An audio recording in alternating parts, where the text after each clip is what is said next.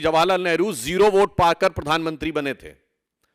अप्रैल 1946 में कांग्रेस कार्य समिति की बैठक में 16 कांग्रेस कमेटियों में से एक ने पट्टाभी सीतारमैया को और एक ने कृपलानी जी को वोट दिया था और बाकी सारे के सारे वोट सरदार पटेल को मिले थे और 0 वोट जवाहरलाल नेहरू को मिले थे। और इस बात की, उस घटना के अंदर का point by point, minute by minute reference Kripalani की किताब माय डेज विद गांधी में है, मौलाना आजाद की किताब इंडिया विंस फ्रीडम में है, दुर्गा दत्त की किताब India from Curzon to Nehru and thereafter में है।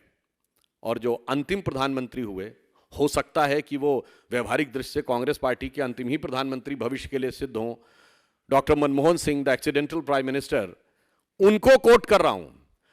प्रणब मुखर्जी जी की पुस्तक का विमोचन करते समय सोनिया गांधी जी की उपस्थिति में स्वयं डॉक्टर मनमोहन सिंह जी ने कहा कि जब मुझे प्रधानमंत्री बनने के लिए कहा गया तो मैं प्रणब दा के पास गया, मैंने कहा प्रणब दा आप मुझसे अधिक योग्य हैं। डॉक्टर मनमोहन सिंह कहते हैं प्रणब दा आप सबसे अधिक योग्य हैं, मगर मैडम ने मुझे कहा है। लोकतंत्र का अद्भुत स्वरूप है।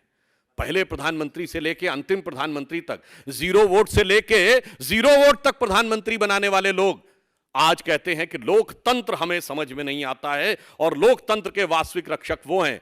फिर मैं कह रहा हूं, भारत के इतिहास में इनके जितने प्रधानमंत्री बने, इंदिरा गांधी जी क्या चुन के आई पहली बार? नहीं, कांग्रेस के अंदरूनी लड़ाई, इंडिकेट सिंडिकेट की लड़ाई में गूंगी गुड़िया के रूप में आई। स्वर्गीय राजीव गांधी जी का चुन के आए? नहीं, इंदिरा जी की दुखद हत्या से उपजी परिस्थितियों के कारण बनाए गए। श्री पीवी नरसिम्हा राव कैसे बने सबको पता है और डॉक्टर मनमोहन सिंह सबको पता है।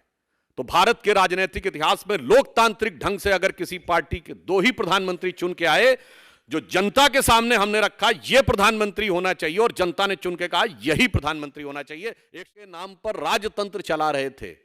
चाहे कश्मीर में अब्दुल्ला और मुफ्ती परिवार हो, वो लोग चुनाव हारे, पंजाब में बादल परिवार चुनाव हारा, हरियाणा में हुड्डा परिवार चुनाव हारा, अशोक गहलोत जी का बेटा चुनाव हारा, उत्तर प्रदेश में अखिलेश यादव जी की पत्नी चुनाव हारी, चौधरी अजीत सिंह और उनके बेटे चुनाव हारे, बिहार में लालू प्रसाद यादव जी की बेटी चुनाव हारी, फिर चाहे तेलंगाना में केसीआर जी की बेटी चुनाव हारी हो, अथवा परिवारवाद के सबसे बड़े प्रतीक श्री राहुल गांधी जी चुनाव हारे। तो खड़गे जी यह सत्य है।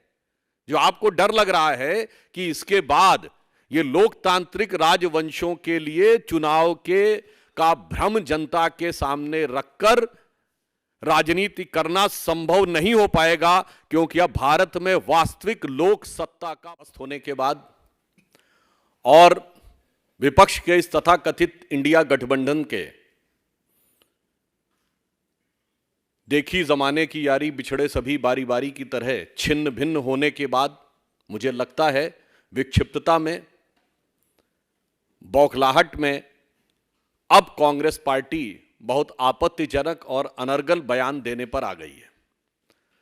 कांग्रेस अध्यक्ष श्री मल्लिकार्जुन खड़गे जी ने जिस प्रकार के आधारहीन और अशांति उत्पन्न करने की आशंका से अनर्गल बयान देने का प्रयास किया है, उसके ऊपर हम यह साफ करना चाहते हैं कि खड़गे जी, हां यह सच है कि भारतीय राजनीति में बहुत सारी चीजों का पटाक्षेप हो रहा है। राजवंशों की सत्ता 1947 में समाप्त हुई थी।